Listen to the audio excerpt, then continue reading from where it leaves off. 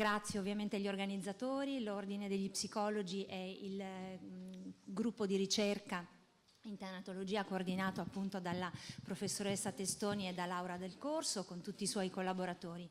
È un grande privilegio essere qui, è stato molto bello anche partecipare questa mattina ai lavori e mi premeva tra l'altro portare i saluti della Società Italiana di Psico-Oncologia, perché mi è stato chiesto appunto di farlo dagli organizzatori e appunto la nostra società che si occupa di psico-oncologia, e portare anche i saluti del coordinamento della rete degli psico-oncologi del Veneto, coordinato appunto dalla dottoressa Capovilla, che è la mia referente presso l'unità di psico-oncologia dello IOV.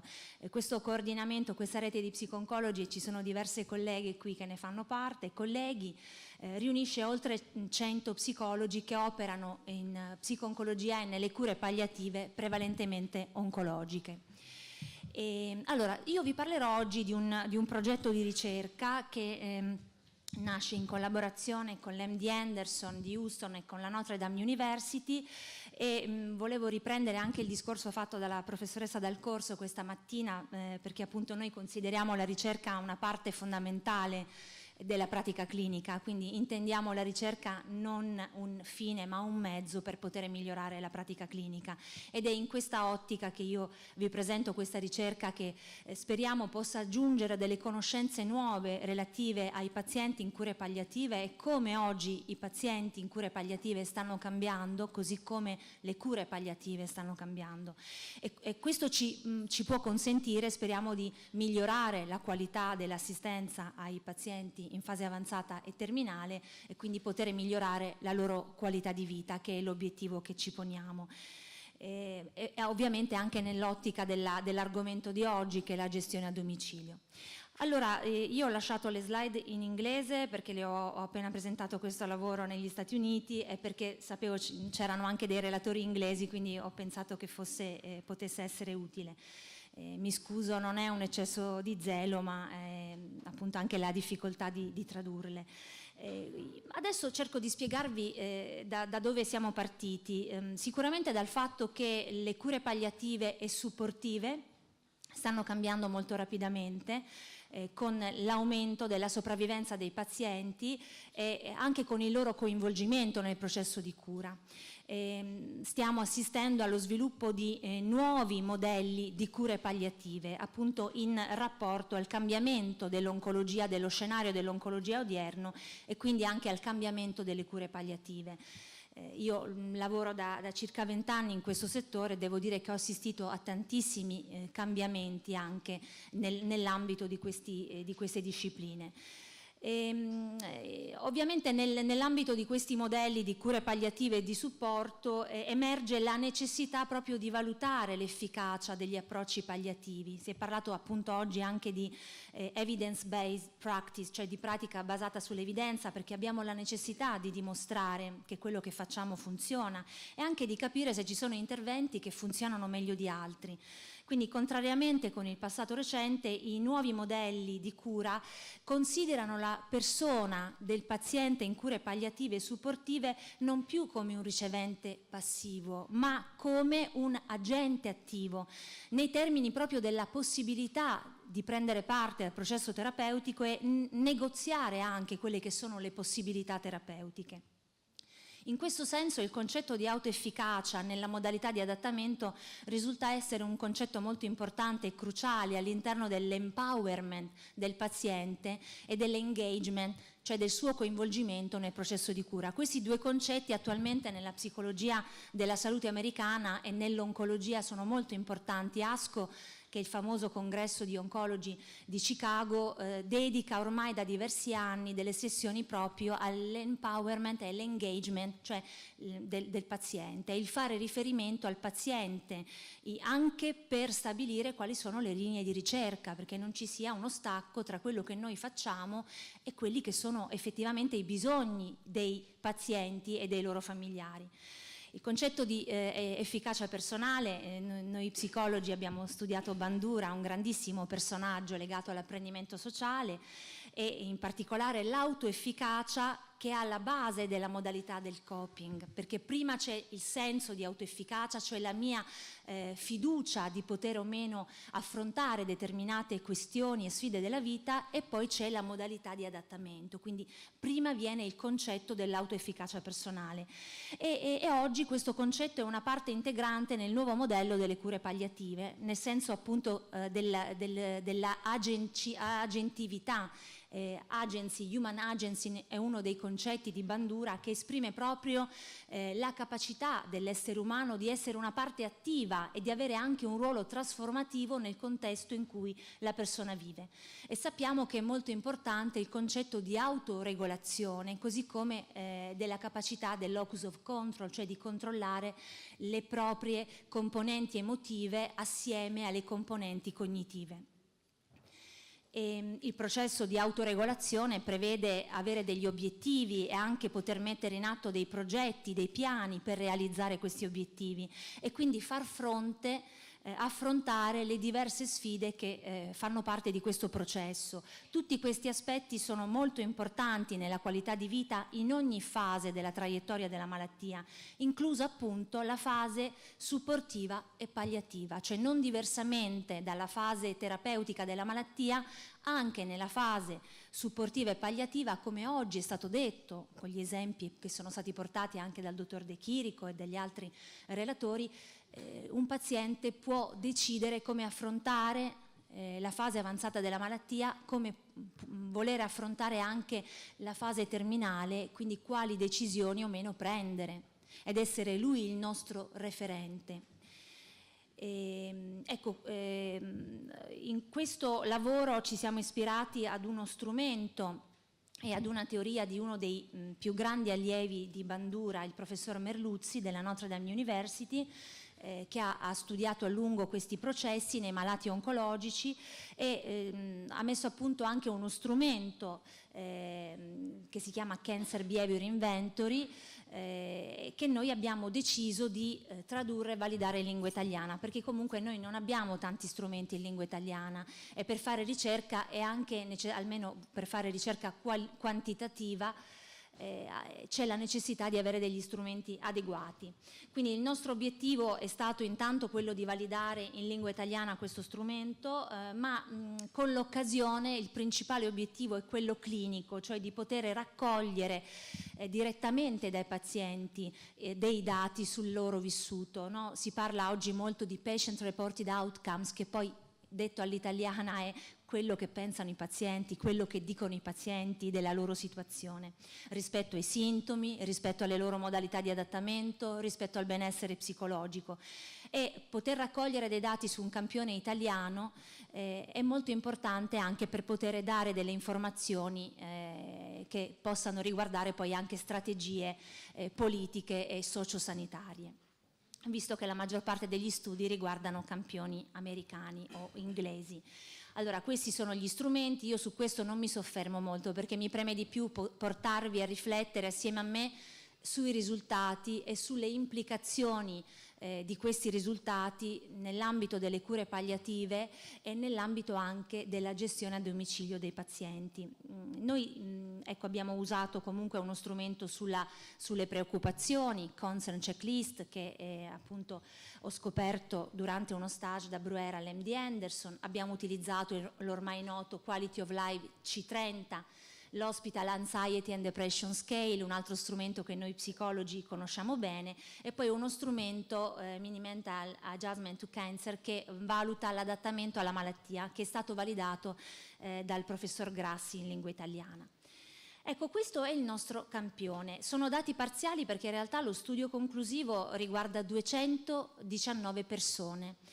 Questi dati preliminari fanno riferimento a 106 persone, prevalentemente donne, e già su una cosa vi invito a riflettere: l'età media di queste persone, che è di 59,6 anni, con un range che va dai 35 agli 86. Quindi già qui forse dobbiamo sfatare un primo luogo comune, un primo pregiudizio.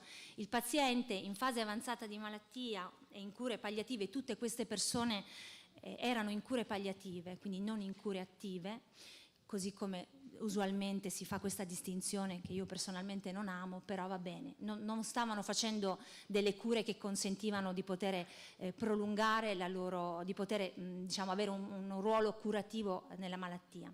Ecco, 59,6 anni è un'età giovane, è un'età di un adulto ancora giovane, il range dai 35 agli 86, prevalentemente appunto si tratta di donne nel 56,6%, sposate e con un'educazione media, diciamo, scuole medie, inferiori e superiori, diciamo religiosi, tra practitioner e non practitioner, cioè tra praticanti e non praticanti, però l'85% si definisce religioso. Un altro dato molto importante è il performance status. Queste persone in circa il 94% dei casi hanno un buon performance status, cioè da 0 a 2 comunque hanno una capacità di recarsi negli ambulatori di cure palliative. Infatti quasi tutti questi pazienti si recano presso gli ambulatori e quindi non sono ancora in una fase di gestione domiciliare della malattia.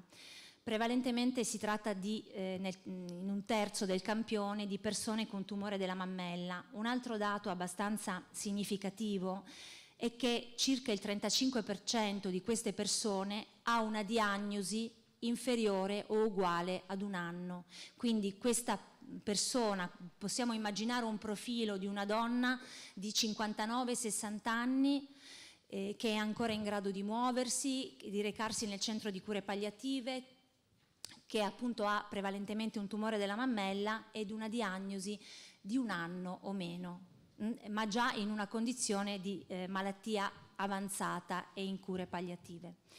Proviamo a vedere qual è il loro vissuto, no? Dai dati diciamo, principali di carattere demografico. Le preoccupazioni sono numerose. Usando questo strumento ci permette di valutare se ci sono fino a 3 preoccupazioni o più di 3 preoccupazioni. Se ci sono più di 3 preoccupazioni consideriamo una condizione di alta preoccupazione. Questo è un bello strumento che viene usato da Bruera, che tra l'altro ha anche una parte aperta, non è soltanto uno strumento chiuso, quindi è anche possibile fare delle analisi di tipo qualitativo che in questa fase sono sicuramente più opportune in aggiunta a quelle ai dati quantitativi. Ecco, vediamo che troviamo una differenza soprattutto nelle donne. Le donne risultano più preoccupate e c'è una significatività statistica. Anche qui abbiamo un ruolo importante della diagnosi che risulta significativa rispetto alla presenza delle preoccupazioni. Ancora una volta sono i tumori della mammella e ginecologici. Cioè i pazienti che hanno questo tipo di tumori presentano un maggior vissuto di preoccupazione. Quali sono le maggiori preoccupazioni? Non riuscire a fare le cose che abitualmente si fanno, come le attività sociali, avere cura di se stessi, per coloro che hanno ancora una vita intima e sessuale, poter vivere ancora questa componente della vita, e le preoccupazioni ovviamente rispetto al futuro. E questo è lo strumento sulla self-efficacy, dove noi troviamo sicuramente però una buona fiducia di queste persone nel mantenere l'indipendenza, un'attitudine positiva, anche il senso dell'humor, quindi prevalentemente c'è un buon senso di autoefficacia.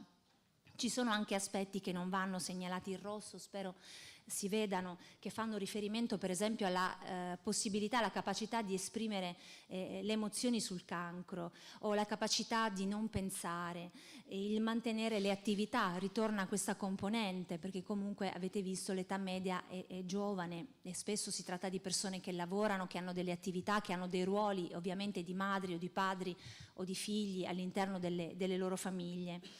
E anche qui il cercare il supporto sociale risulta essere un elemento abbastanza critico, così come l'affrontare i cambiamenti fisici della malattia.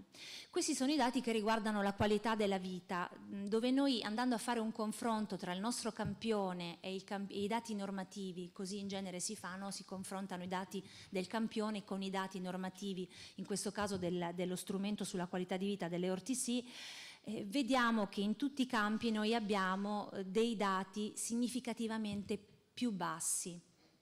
sia nella funzione fisica, nella funzionalità emozionale e anche nella scala globale della salute, Global Health Status, GHS sta per questo. Quindi vuol dire che il nostro campione presenta dei dati peggiori in termini di qualità di vita globale e nello specifico fisica e psicologica. Andando poi nello specifico troviamo delle significatività, in particolare risultano avere una qualità di vita, una funzionalità fisica critica i pazienti che hanno tumori gastrointestinali e ginecologici, rispetto alla funzionalità emozionale risulta essere peggiore, quindi più critica nelle donne rispetto agli uomini, e per quanto riguarda la scala globale della salute abbiamo una significatività nel tempo della diagnosi, in particolare hanno una condizione peggiore i pazienti che hanno una diagnosi molto breve, cioè inferiore o uguale ai 2 mesi. Questo è il profilo dell'adattamento, le modalità di adattamento alla malattia. Questo strumento valuta il fighting spirit, che è lo spirito combattivo, l'hopelessness, che è la disperazione, il fatalismo, la preoccupazione ansiosa e il levitamento. Il nostro campione presenta dati molto importanti, significativi di spirito combattivo, però associati a fatalismo, a preoccupazione ansiosa ed evitamento.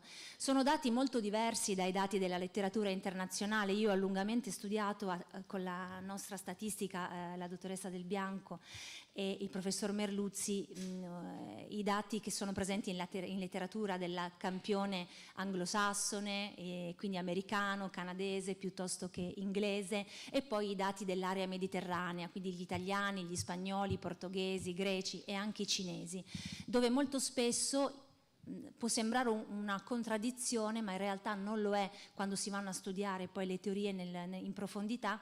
Lo spirito combattivo si può associare anche a fatalismo e inevitamento. In alcune culture questo è fortemente significativo, questa associazione è molto significativa, quindi non sempre lo spirito combattivo all'americana, all'anglosassone, correla invece con un atteggiamento di piena consapevolezza e di pensare in un modo costruttivo e pragmatico alla malattia.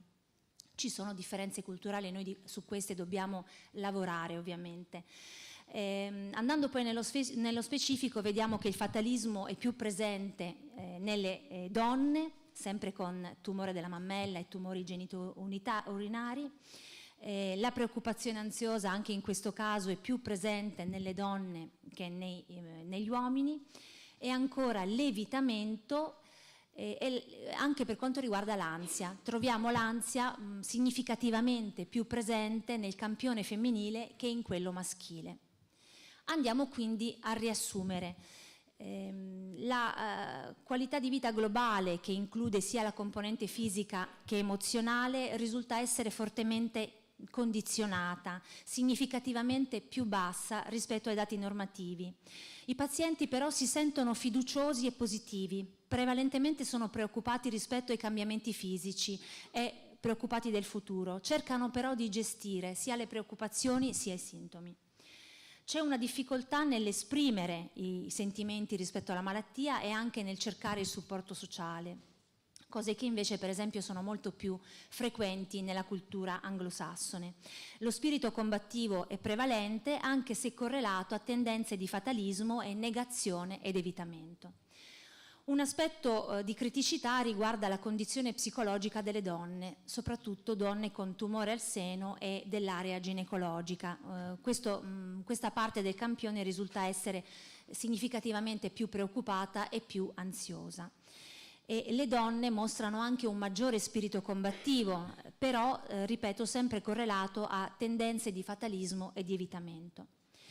Andando alle conclusioni, anche per stare nei tempi, noi pensiamo che lo studio, ripeto, i dati sono preliminari ma trovano abbastanza conferma nei dati conclusivi che riguardano appunto 220 persone. Noi crediamo che questo studio, in tutta la sua umiltà di uno studio osservazionale, possa comunque fornire una fotografia integrativa della condizione globale multidimensionale dei pazienti in fase avanzata di malattia, e anche rappresentativa, tra virgolette, consentitecelo, di un campione comunque italiano di questo tipo di pazienti. Le implicazioni della ricerca sono che sicuramente noi necessitiamo di strumenti, come diceva anche oggi il dottor De Chirico, anche per poter valutare i bisogni dei pazienti e per dare anche una maggiore oggettività a quelle che sono le complesse situazioni e i vissuti dei pazienti in fase avanzata di malattia. C'è una necessità anche di avere delle ricerche che siano basate sulle specifiche caratteristiche culturali, proprio per poter identificare e comprendere quelle particolari necessità. E poi dobbiamo sicuramente muoverci, c'è la necessità e l'opportunità di muoversi in direzione di una maggiore individualizzazione delle cure, quindi mettere appunto la persona al centro, come diceva oggi il dottor Dalben, e fare in modo di prevedere e progettare degli interventi che si rivolgano a quella persona. Le implicazioni cliniche sono appunto queste: è cruciale oggi riferirsi direttamente al paziente rispetto alla sua condizione fisica e psicologica. PRO sta per Patient Reported Outcomes, che poi sono quelle sigle che ci troviamo spesso sulle riviste, ma che appunto vogliono dire cerchiamo di capire dai pazienti cosa provano e cosa ci dicono. Ovviamente per poter fare questo noi dobbiamo educare i pazienti. Oggi si è lungamente parlato di educazione anche alla morte, al morire, o educazione alla malattia, quindi dobbiamo poter effettuare anche dei processi educazionali sui pazienti e sui familiari affinché loro possano sentirsi in grado di essere una parte attiva nel processo decisionale. Anche perché molti studi condotti proprio anche dal professor Bruera e dai suoi collaboratori mostrano che c'è una scarsa concordanza tra i bisogni e i problemi che vengono riportati dai pazienti e i problemi e i bisogni che vengono riconosciuti dai medici e dagli infermieri, perché appunto comunque non perché non siano bravi i medici o gli infermieri, ma perché il rischio da parte nostra come operatori sanitari è sempre di interpretare, magari di mettere noi stessi nei bisogni o nelle necessità degli altri. Non è facile sospendere il giudizio e cercare invece di lavorare sugli effettivi bisogni dei pazienti. Ecco, identificare i problemi dei pazienti significa avere maggiori informazioni per poter anche guidare gli interventi psicosociali verso una maggiore personalizzazione delle cure. E questo significa l'empowering del paziente, cioè la promozione delle sue capacità, lo sviluppo anche di una ricerca clinica che possa favorire la diffusione di programmi educazionali, che è un aspetto molto importante. Un focus significativo è sulla condizione delle donne con il tumore della mammella e con tumori ginecologici e con i pazienti che hanno una diagnosi uguale o inferiore ad un anno. Le possibili aree di intervento come psicologi sono sicuramente cercare di studiare degli approcci che si rivolgano a favorire delle capacità espressive, il supporto sociale. Si è parlato anche oggi dell'importanza del volontariato, e questo per poter promuovere degli stili di vita più attivi, basati sulla consapevolezza e sull'autoefficacia e non passivi, associati cioè a fatalismo ed evitamento dei problemi. Questo vale appunto anche per la gestione domiciliare. Quante volte io ho lavorato più di 10 anni in cure palliative, quante volte effettivamente si chiede al paziente torniamo a casa, come ha detto il dottor Del Chirico, o quante volte invece questa decisione viene presa magari da altre persone, dai familiari, cercando di fare del bene, ma il paziente non viene coinvolto per quel discorso che riguarda appunto il circolo vizioso di omertà che abbiamo all'interno delle famiglie, di cui ci ha parlato anche la professoressa Testoni. Ecco, questo è un modello di cura integrata appunto di Bruera e di Uy, dove si arriva appunto ad un solo practice model, quindi dei processi ovviamente quasi monodirezionali, invece alla integrazione delle cure, cercando soprattutto di poter arrivare ad una precocizzazione dell'intervento del team di cure supportive e palliative. Ecco, andando verso la conclusione, in questi nuovi emergenti modelli di cure palliative e cure di supporto, i pazienti devono essere incoraggiati ad essere degli agenti attivi proprio nella cura medica e incoraggiati ad avere anche un ruolo attivo nei confronti delle possibilità che ci sono. Questo sia nella fase attiva della malattia, ma anche appunto nella fase di supporto e nella fase palliativa e ancora nella fase di fine vita, laddove c'è sempre spazio per decisioni e per per poter dire quello che si desidera e quello di cui si ha bisogno. Ecco, da questa prospettiva il concetto di autoefficacia personale nell'adattamento rappresenta un concetto chiave proprio nella gestione della qualità di vita e anche nella gestione del benessere fisico e psicologico dei pazienti, quindi puntare sulla loro capacità di essere una parte attiva nel processo, ripeto, questo dalla cura attiva fino alla fase del fine vita.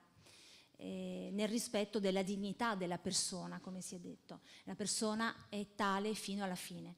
Quindi al fine di poter migliorare la pratica clinica nelle cure palliative e supportive potrebbe essere certo molto utile identificare il livello di autoefficacia nei pazienti in cure palliative e questo potrebbe essere importante sia per identificare il processo di adattamento di quella specifica persona nelle diverse fasi della malattia, ma anche per poter strutturare degli interventi psicosociali che rispettino appunto il principio della cura personalizzata ed individualizzata. E ovviamente la self-efficacy è un fattore mutevole, un fattore specifico mutevole, ci dice Bandura è ancora vivo, vive in California, anche se ha fatto perdere tracce di sé decidendo come vuole passare l'ultima fase della sua vita. Questo aspetto della self-efficacy può essere facilitato con degli interventi psicosociali specifici e questo potrebbe diventare uno dei punti focali anche degli interventi psicologici. Con questo vi saluto e vi ringrazio.